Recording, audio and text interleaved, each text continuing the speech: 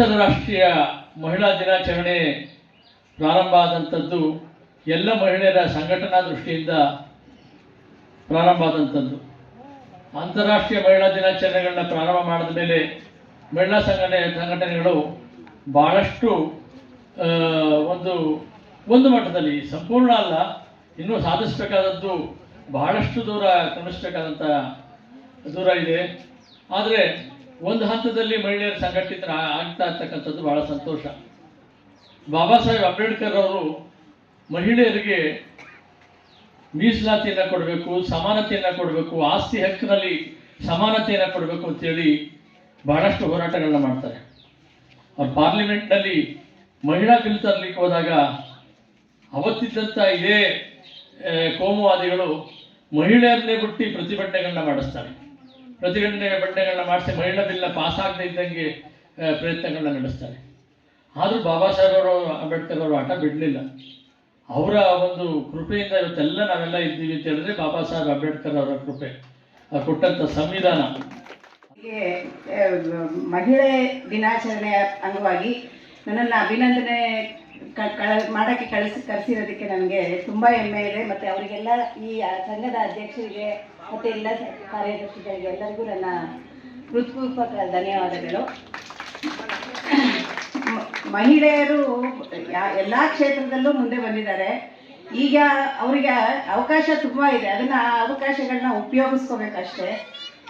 ವೈದ್ಯ ಕ್ಷೇತ್ರ ಇರ್ಬೋದು, ಮತ್ತು ವಕೀಲರು, ಪ್ರತಿಯೊಂದು ಕ್ಷೇತ್ರದಲ್ಲೂ ಮಹಿಳೆಯರಿದ್ದಾರೆ. ಮತ್ತು ಮನೆಯಲ್ಲಿ ಕೆಲಸ ಮಾಡೋರು ಹಿಂದೆ ಉಳಿದಿದ್ದಾರೆ ಅಂತಿಲ್ಲ. ನಾನು ಯಾವಾಗಲೂ ಅಷ್ಟೇ, ನಾವು ಕೆಲಸ ಮಾಡಿ ಮುಂದೆ ಕಾಣಿಸ್ಕೋತೀವಿ. ಬಟ್ ಗೃಹಿಣಿಯರಿಗೆ ಅಷ್ಟೇ ಕೆಲಸ ಇರುತ್ತೆ. ನಾನು ಯಾವಾಗಲೂ ನೆನೆಸ್ಕೋತೀನಿ ಗೃಹಿಣಿಯರನ್ನ. ಗೃಹಿಣಿಯರು ಮನೆಯಲ್ಲಿ ಬೆಳಗ್ಗೆ ಎದ್ದು ಸಂಜೆವರೆಗೂ ಕೆಲಸ ಮಾಡ್ತಾನೆ ಇರ್ತಾರೆ. ಬಟ್ ಅವ್ರನ್ನ ಗುರುತಿಸೋರು ಯಾರೂ ಇರಲ್ಲ. ಬಟ್ ಗೃಹಿಣಿಯರನ್ನು ಗುರುತಿಸಿ ಅವ್ರಿಗೂ ಸನ್ಮಾನ ಮಾಡಬೇಕು ಅನ್ನೋದು ನನ್ನ ಮನವಿ. ಎಲ್ರಿಗೂ ನಮಸ್ಕಾರ. ನಾವು ಇವತ್ತು ಅಂತಾರಾಷ್ಟ್ರೀಯ ಮಹಿಳಾ ದಿನಾಚರಣೆ ನಮ್ಮ ಏರಿಯಾದಲ್ಲಿ ಹಮ್ಮಿಕೊಂಡಿದ್ದೀವಿ. ನನ್ನ ಹೆಸರು ಮಾದೇವಮ್ಮ ರಮೇಶ್ ಅಂತ. ನಾನು ಭಾರತ ಭೀಮಸೇನೆ ಜಿಲ್ಲಾ ಅಧ್ಯಕ್ಷರಾಗಿ, ಮಹಿಳಾ ಘಟಕದ ಜಿಲ್ಲಾಧ್ಯಕ್ಷರಾಗಿದ್ದೀನಿ ಸರ್. ಇಂದು ನಮ್ಮ ಏರಿಯಾದಲ್ಲೇ ಅಂತಾರಾಷ್ಟ್ರೀಯ ಮಹಿಳಾ ದಿನಾಚರಣೆ ಮಾಡಿ ಪ್ರತಿಯೊಬ್ಬರಿಗೂ ಒಂದು ಗೊತ್ತಾಗ್ಬೇಕು, ನಮ್ಮ ಏರಿಯಾ ಜನಗಳಿಗೂ ಗೊತ್ತಾಗ್ಬೇಕು, ಇದನ್ನ ತಿಳ್ಕೊಂಡು ಅವರು ಮುಂದೆ ಬರ್ಬೇಕು ಅಂತೇಳಿ ಈ ಒಂದು ಕಾರ್ಯಕ್ರಮದಲ್ಲಿ ನಾವು ಸನ್ಮಾನಿಸಿ ಜನಗಳಿಗೆ, ಸಾಧಕರುಗಳಿಗೆ ಗುರುತಿಸಿ ನಾವು ಪೌರ ಕಾರ್ಮಿಕರಿಗೆ ಮತ್ತೆ ಆಶಾ ಕಾರ್ಯಕರ್ತರುಗಳಿಗೆ, ಆಟೋ ಚಾಲಕರುಗಳಿಗೆ ಮತ್ತೆ ಇನ್ನಿತರ ಗಣ್ಯರುಗಳಿಗೆಲ್ಲ ಕರೆದು ಸನ್ಮಾನಿಸಿ ಗೌರವಿಸಿದೀವಿ ಸರ್. ಮತ್ತೆ ಎಲ್ರು ನಮ್ಮ ನೋಡಿ ನಾವು ಒಂದು ಸ್ಲಮ್ ಅಲ್ಲಿದ್ದು ಒಂದು ಬಡತನದಲ್ಲಿ ಬಂದಿರೋ ಮಹಿಳೆ. ನಾನು ಒಂದು ಈ ಮಟ್ಟಕ್ಕೆ ಅಂತಾರಾಷ್ಟ್ರೀಯ ಮಹಿಳಾ ದಿನಾಚರಣೆ ನಮ್ಮ ಒಂದು ಏರಿಯಾದಲ್ಲಿ ಸರಳವಾಗಿ ಇಷ್ಟು ಮಟ್ಟಿಗೆ ನಾವು ಮಾಡ್ಕೊಳ್ತೀವಿ ಅಂತ ಇನ್ನಷ್ಟು ಜನ ನೋಡಿ ಅವರು ಮುಂದೆ ಬರ್ಬೇಕು. ನಮ್ಮ ಮಹಿಳೆಯರು ಕೂಡ ನಮ್ಮಂಗೆ ಮುಂದೆ ಬರ್ಬೇಕು.